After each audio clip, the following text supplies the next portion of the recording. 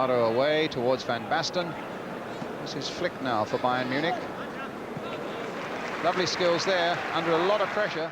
We all know Hansi Flick as the current Barcelona coach and the one who led Bayern Munich to a historic sextuple in 2020. But before he was lifting trophies as a coach, he was grinding it out on the pitch.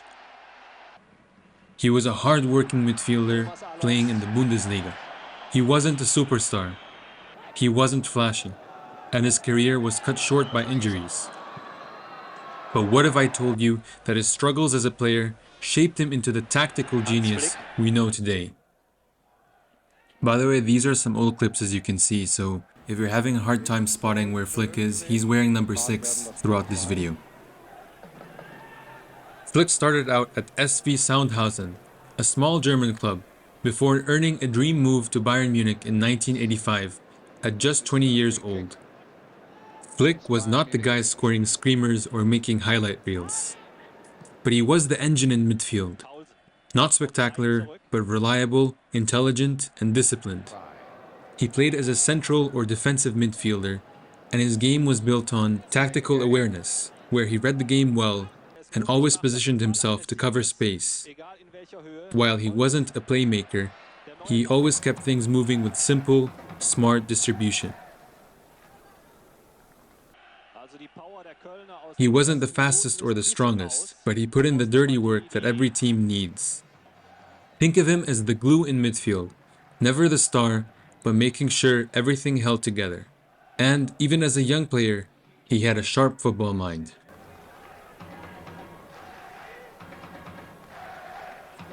He won 4 Bundesliga titles and the DFB Pokal.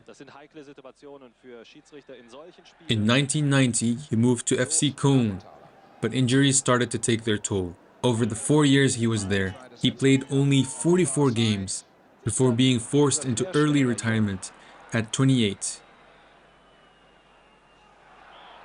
But in many ways, that was a blessing in disguise, because while he couldn't keep playing, he could start thinking about the game differently, not as a player, but as a coach.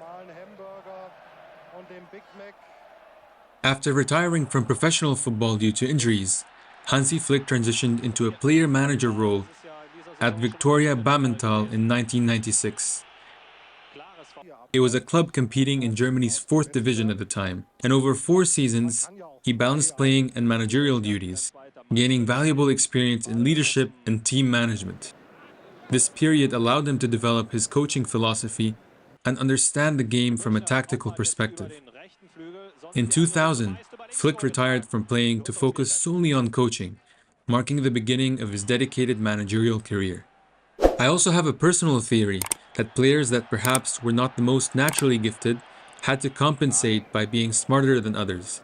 Players like Guardiola, Conte, Mourinho, and Flick were compelled to develop a profound understanding of the game's intricacies and tactics, since they can't rely on speed, power, and incredible dribbling. Something that is certain is that every great coach is a product of the managers they played under, and Flick learned from some of the best.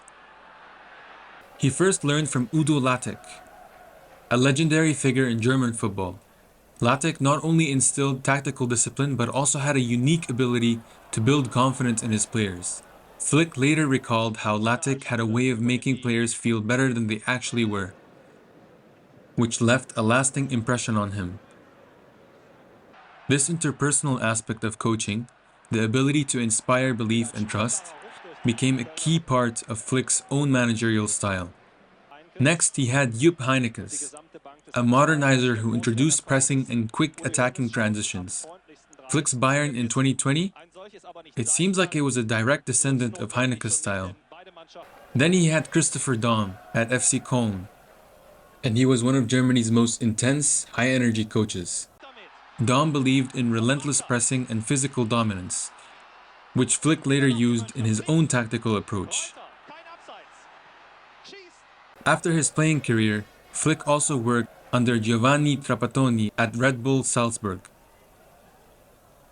Trapattoni, a coach known for his structured and defensive approach, had an intense focus on small details, something that Flick found intriguing, even though their coaching styles were quite different.